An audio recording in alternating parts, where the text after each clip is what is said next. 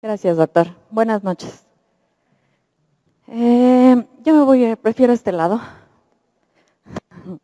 Bueno, espero ser en mi presentación definitivamente, doctor, complementaria y no repetitiva, aunque hay muchas cosas que nos van a emparejar en el escenario clínico efectivamente quirúrgico.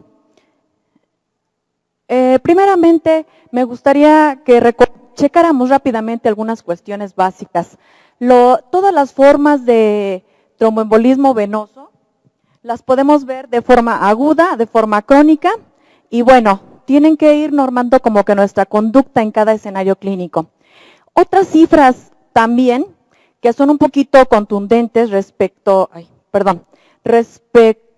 a la tromboembolia pulmonar, que es uno de los desenlaces finales de estos eventos. Los vamos a checar por el número de autopsias hechos en el Hospital General en el 71. 1000 autopsias con solamente 107 casos, 10% de tromboembolia pulmonar. En el Hospital Centro Médico Siglo XXI, 1.600 autopsias, 15% de embolismo pulmonar. Centro Médico en el 2009, solamente se hicieron 591 autopsias, sin embargo, el porcentaje era del 16.78%. O sea, cada vez se hacen menos autopsias, pero el fenómeno de embolismo pulmonar es muy claro que está en aumento y está subestimado en México. De tal manera, lo que sí nos queda claro es que el 40% de los pacientes hospitalizados tienen más de 3 factores de riesgo, de los que ya mencionó el doctor y que ya salieron también en las guías norteamericanas del ASRA. En ortopedia la incidencia, dependiendo del autor que ustedes consulten, va a ir del 40 al 60% y del embolismo pulmonar hasta el 28%. Realmente cifras, como bien lo decía el doctor, alarmantes. Vamos a ver factores de riesgo de exposición que hemos llamado en el escenario anestésico. Y de exposición tenemos muchos, pero en esta ocasión nos corresponde checar lo ortopédico. Rodilla, trauma, lesión espinal, etcétera, etcétera, etcétera. Vean los índices de tromboprofilaxis hasta el 80%, dramático. Estudios a nivel mundial, en Canadá, en Quebec, el 20% de los pacientes que se egresan después de una cirugía ortopédica tienen tromboprofilaxis. El 80% se va descubierto. Y en México se ha subestimado tanto, pero se cree que es 40 veces más la incidencia. ¿Por qué la cirugía ortopédica es tan trombogénica?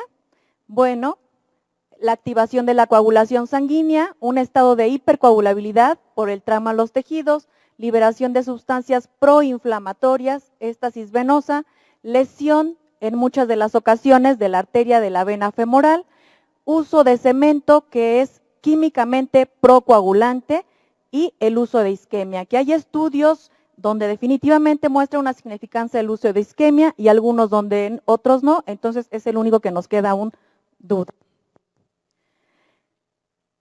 Entonces, hacemos una reunión de estos factores, de los factores de riesgo predisponentes y de los factores de riesgo de exposición. Y vamos a ver que si le aumentamos un poco de calor, etcétera, tenemos una lesión endotelial, adherencia plaquetaria, agregación de la coagulación, función endotelial disminuida. Este estado va a subsistir por 5 semanas. Posteriormente, viene destrucción de la médula ósea, liberación del factor tisular, actividad de la trombina disminuye, viene una falla fibrinolítica y este estado va a prevalecer con una reducción del flujo venoso hasta 6 semanas. Esta es la fisiopatología de la tromboprofilaxis extendida, más allá de los 35 días. Y tenemos que diferenciar algo importante porque luego el vocabulario no nos ayuda mucho. Hay 2 tipos de anticoagulación, la profiláctica, previene trombos, y la terapéutica, que es la anticoagulación en sí, y cada una son 2 estados totalmente diferentes con indicaciones totalmente diferentes. ¿Cuáles son los métodos de tromboprofilaxis? Vamos a dividirlos en mecánica, calcetines de compresión graduada, compresión neumática intermitente, las bombas podálicas, y viene la farmacológica. las heparinas, los anticoagulantes orales, los antiagregantes plaquetarios. Y las no farmacológicas, donde tenemos prótesis que sean no cementadas, esto está bien comprobado, cirugía mínimamente invasiva, anestesia regional y óptima analgesia para movilización temprana. Esto hace la diferencia muchas veces, no como métodos de tromboprofilaxis únicos, sino en conjunto, cuando se analizan los factores de riesgo y de reducción. De tal manera que ya tenemos bien identificada cierta cirugía con alto riesgo bien elevado. Pero ¿qué hay de una artroscopía sencilla de rodilla? ¿Qué hay de la cirugía de extremidades superiores, de la inmovilización por un yeso o de las fracturas de extremidad inferior? Bueno, que si a este tipo de eventos se le aunan otros factores de riesgo, pues vamos a tener un riesgo de tromboembolismo sumamente elevado y nos va a salir muchas veces del contexto clínico de las guías establecidas. Por ejemplo, en este estudio, nosotros podemos ver que la artroscopía de rodilla más un ligamento cruzado anterior puede tener una tromboembolia de hasta 41% contra placebo, y vean, en todas las series de estos autores existe el evento, aunque sea una artroscopía sencilla. ¿Qué hay de la localización de las fracturas? Bueno, vean cómo si la fractura se acerca al centro del cuerpo, la tromboembolia aumenta la incidencia.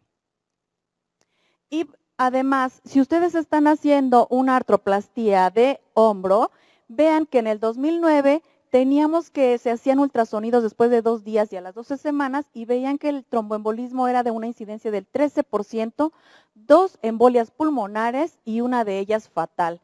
Entonces, estos aspectos a veces no están considerados en todas las guías. ¿Qué hay de tromboembolia venosa en la extremidad superior? Pues está asociada regularmente a la colocación de catéteres venosos centrales, a los marcapasos, a eventos de malignidad o puede ser muy rara. Esta diapositiva me recuerda que les tengo que comentar que hay una evolución del estatus de las artroplastías al menos y de los criterios que se usaban para hacer tromboprofilaxis. Miren, cuando la American College of Physicians en el 86 recomendaba esto, dextrana, heparina, warfarina, etcétera, tuvieron que pasar casi 20 años para que el colegio dijera que teníamos que hacer tromboprofilaxis con heparina de bajo peso molecular, llevarlo a tal INR, warfarina donde quedó, vean qué INR nos recomiendan ahora, y ahora es continuar por 35 días el posoperatorio en la tromboprofilaxis extendida. Pero ¿acaso tendrán que pasar 10 años o estos 20 años en que cada uno de los consensos para que cambie nuestra mentalidad de pensar, o que aparezcan nuevos anticoagulantes orales y tengamos que trabajarlos, administrarlos con otra mentalidad? Aquí tenemos entonces ya 2 elementos. Factores de riesgo. Vamos a ver qué hace el anestesiólogo al tomar sus decisiones. Desde el año 2000, vean este artículo, ya hace más de 10 años quedó esto bien establecido, por eso no les traigo ya publicaciones recientes, porque esto ya es un tema fuera de discusión. De tal manera que la anestesia espinal es un factor protector en la enfermedad tromboembólica. Este es un estudio de corte con la deficiencia de que es retrospectivo, pero tiene una buena muestra y parece ser que tiene una disminución del riesgo relativo de trombosis del 46 al 55%. Es decir, existe una diferencia cuando yo le doy a un paciente anestesia general y una anestesia regional efectiva. Este otro estudio, que es el que marcó la pauta entre la diferencia entre anestesia regional y anestesia general en los pacientes con artroplastías, de rodilla, de cadera y de otro tipo, vean, 132 trials, claro que es un randomizado, con un número de 4,688 pacientes, donde se verificaban cada uno de los manejos, cuando se daba bloqueo y cuando no se daba bloqueo, y los eventos contabilizados por cada uno de los pacientes. Lo que sucedió fue que vean, la anestesia regional supera a la anestesia general en eventos vasculares, en el sangrado, en la infección y otros eventos respiratorios que ahora nos vamos a tocar, pero en lo que nos toca es, vean, por ejemplo, cuando no se le daba bloqueo, teníamos 220 eventos contra 145 y vean dónde caen los índices de reducción al 44%. Embolismo pulmonar, 66 contra 30. Infarto al miocardio, 59 con 45, y este todavía no estaba, 33% en índice de reducción. Entonces, como que sí es muy importante darle anestesia regional al paciente. Y por último, dependiendo del tipo de cirugía, vean, cuando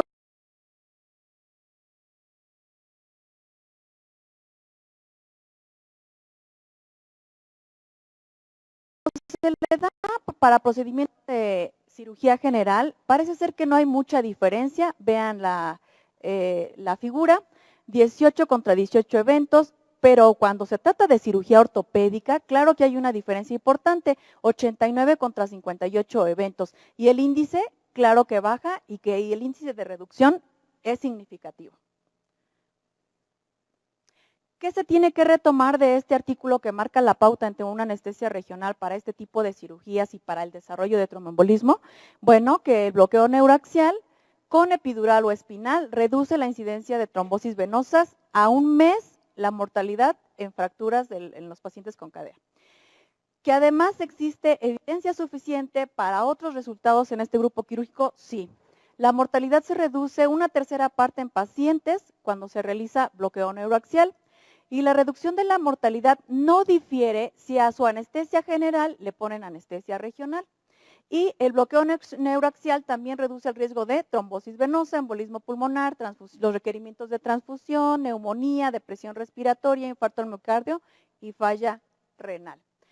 Esto, si lo traducimos en algo de fisiopatología, pues los bloqueos regionales traen un aumento del flujo sanguíneo arterial y venoso, bloqueo simpático, un efecto protector endoteliar, inhibición directa de la coagulación y la función plaquetaria, traen reducción del sangrado, previene el estado de hipercoagulabilidad, hipercoagulación, etcétera, etcétera, etcétera.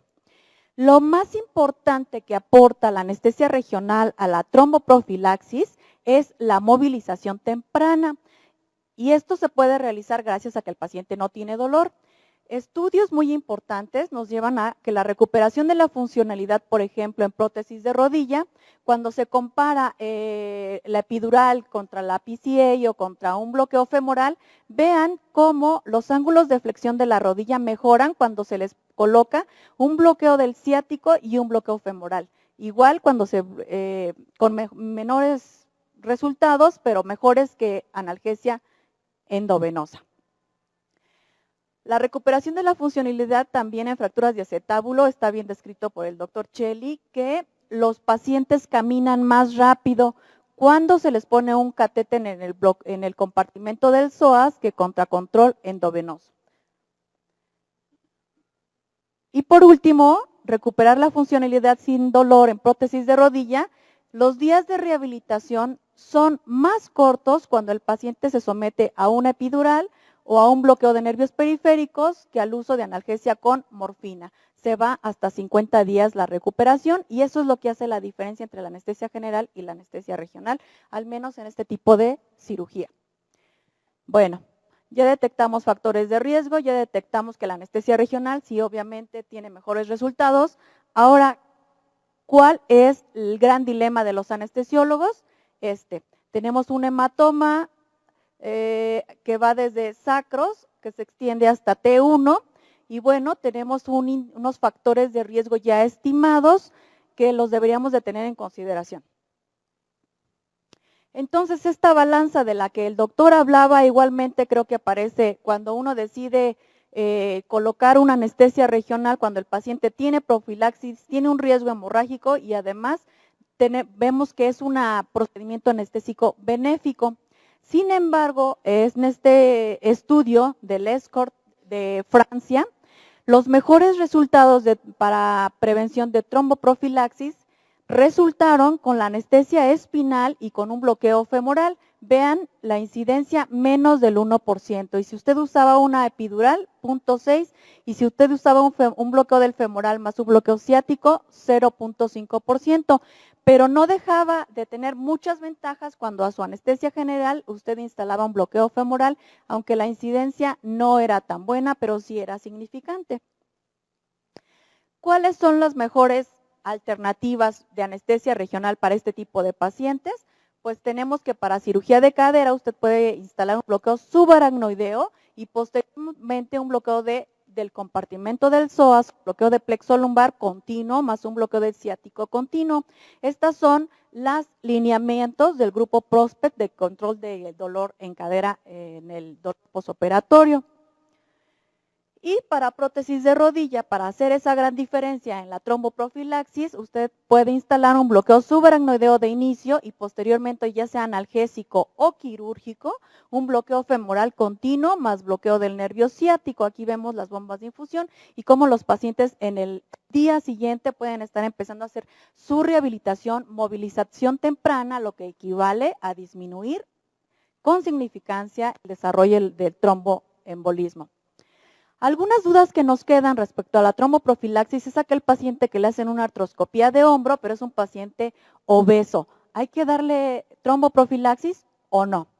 Otro tipo de paciente es un paciente joven, politrauma, 2 fracturas, una de húmero proximal y una de clavícula.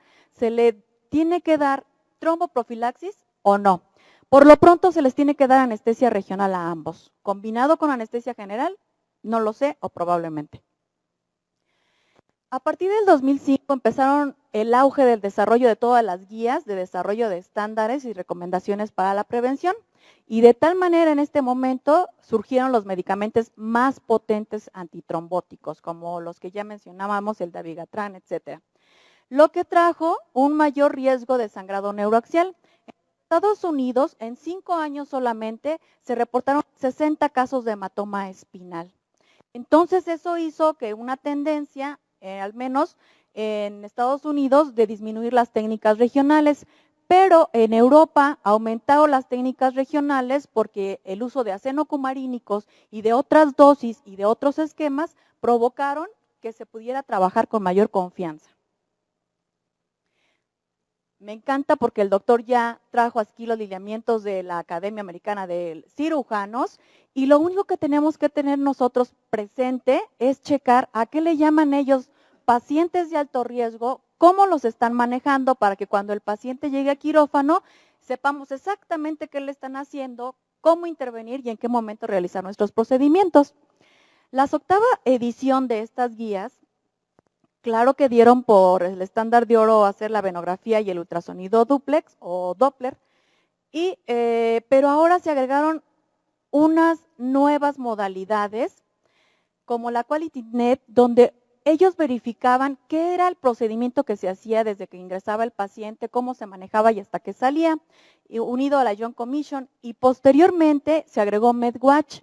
Estas organizaciones, la última sobre todo, convocó a los anestesiólogos para que reportaran sus hematomas espinales de forma anónima en los Estados Unidos, de tal manera que esto trajo que mucha gente reportara los hematomas espinales, aunque no con datos completos, pero las estadísticas se elevaron. De tal manera que nosotros podríamos seguir en esta balanza hasta el momento.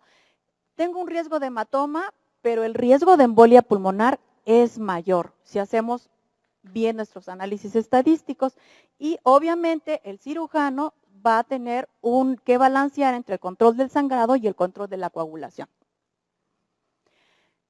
Entonces hasta aquí vamos muy bien y en el 2009 pues ustedes saben que se llevaron a cabo las guías de práctica clínica, se las vuelvo a recomendar porque creo que están actualizadas, les voy a manejar 2 conceptos nada más que cambiaron, pero ya las tenemos y podemos todavía permitirnos algunos criterios sin ningún problema.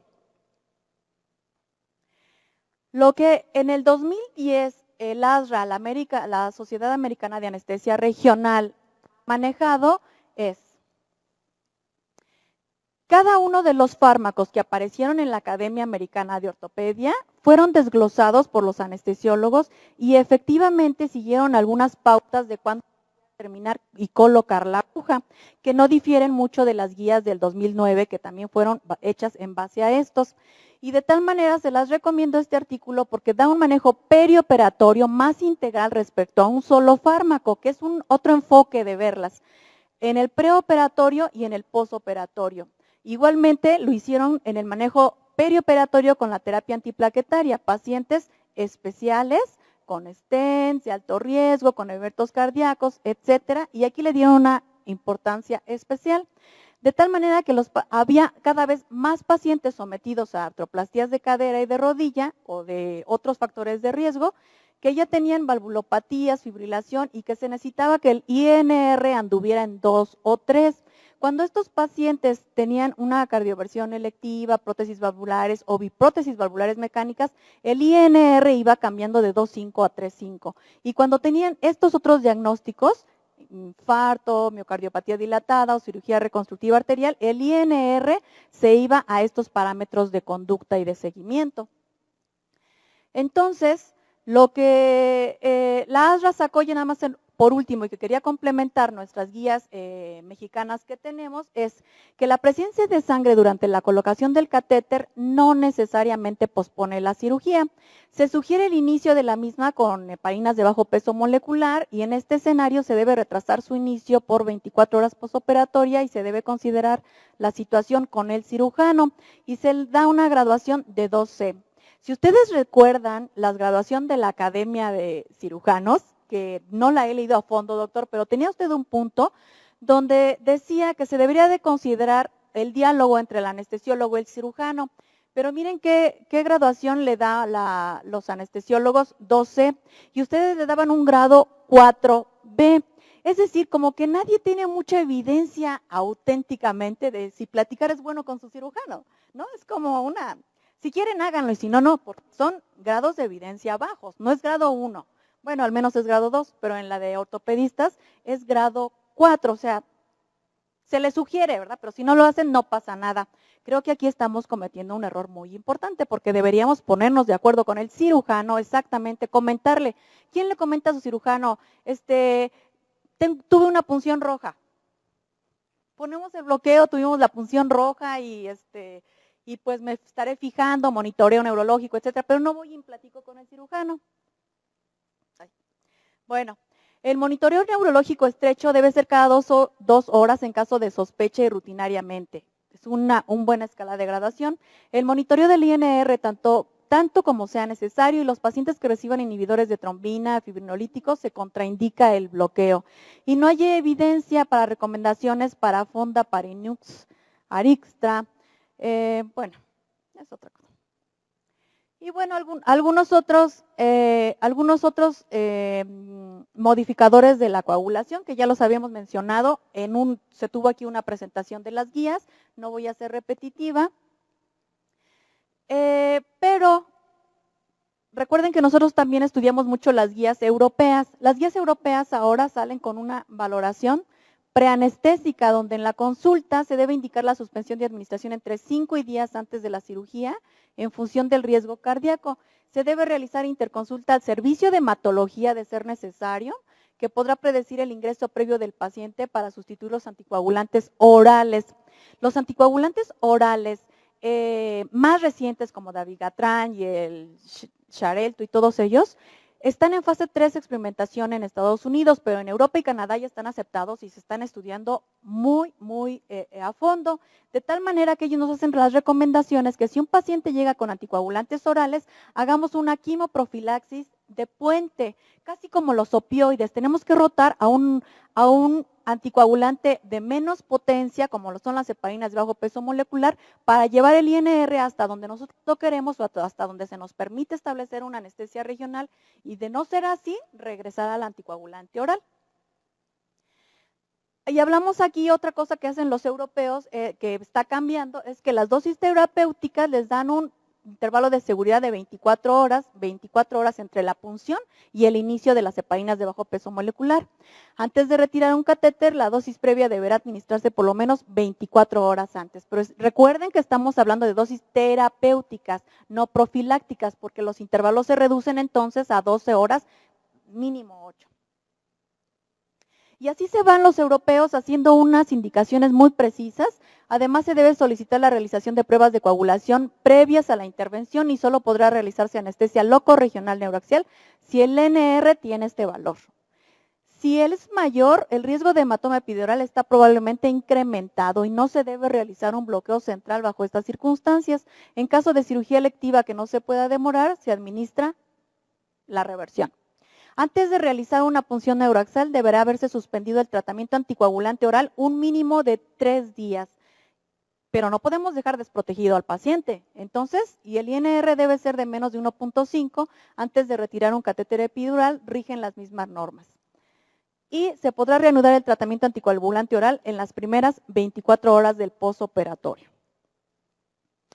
¿Cuáles son las recomendaciones para la prevención del hematoma espinal? Esto ustedes ya también alguna vez lo vieron en esta sesión. En caso de realizar una técnica neuroaxial, informar al paciente del posible riesgo adicional, usar agujas de pequeño calibre, realizar bloqueos periféricos, si es posible y adecuado, frente a una técnica neuroaxial y realizar punción con abordaje medial frente a lateral. Otras. Les recomiendo mucho, estas ya se las subieron a internet, las guías españolas del 2008. Recuerden que el genoma humano somos más europeos y en base a esto parece ser que nos conviene seguir las guías españolas. Y así se van haciendo ciertas observaciones muy peculiares respecto a cada uno de los modificadores de la coagulación. Bien, hemos llegado a un punto donde restablecer la anticoagulación en el postoperatorio o iniciarla, ¿a quién le toca? Pues la podrá realizar el internista, el ortopedista, el anestesiólogo, el hematólogo. Les quiero decir que en mi hospital es el residente, pero el residente muchas veces no tiene la información suficiente para iniciar los esquemas y llevar los INRs adecuados que necesitamos. Por ejemplo, aumentar dosis 10%, pero son de las dosis totales semanales, lo que muchas veces no se toma en cuenta para iniciar la tromboprofilaxis. Hay tres formas para iniciar la tromboprofilaxis en el postoperatorio. El grupo preoperatorio, al menos 12 horas antes, con heparinas de bajo peso molecular. El grupo perioperatorio, que usa 2 horas antes y 4 horas después, perioperatorio. Y el grupo del postoperatorio, de 12 a 48 horas posteriores a la cirugía. ¿Cuál es la decisión de iniciarlo? Vean, cada uno de los grupos ya fue estudiado. Cuando se inicia en el preoperatorio, la trombosis se va hasta 19%, la que menos es en el peri y en el medianamente es en el postoperatorio.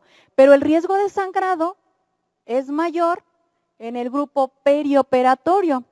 Entonces, si el grupo preoperatorio, iniciando las heparinas, preoperatoriamente se tiene mayor incidencia de trombosis y aquí se tiene más sangrado, parece ser que los mejores esquemas son en el grupo postoperatorio, es decir, iniciar 12 hasta 48 horas posterior a la cirugía. Y hay muchas preguntas que nos podemos hacer. ¿Cuál anticoagulante? ¿Cómo iniciarlo? ¿A qué dosis? ¿Qué monitoreo se debe tener? ¿Qué monitoreo clínico? ¿Por cuánto tiempo? Bueno, pues las guías nos están recomendando, haciendo una síntesis de ambas guías, la americana y la europea, que deben ser basados en la identificación de factores de riesgo. Ya los hablábamos, tanto individuales, sexo, edad, historia previa de tromboembolismo, o de grupo específico, las razones primarias de la hospitalización, cirugía y enfermedades concomitantes. El abordaje es individualizado y complejo, no es fácil. Tiene uno que tener ahí sus guías de la Revista Mexicana de Anestesiología a la mano y estar tomando decisiones. No se puede aplicar de forma rigurosa. En general se siguen recomendaciones de grupos específicos de riesgo. Y la acumulación de factores de riesgo, como bien lo decía el doctor, pues es un buen criterio. Hay ausencia de evidencia en otras cosas más finas, por lo cual no hay orientación de las directrices. Se necesita mucho sentido común.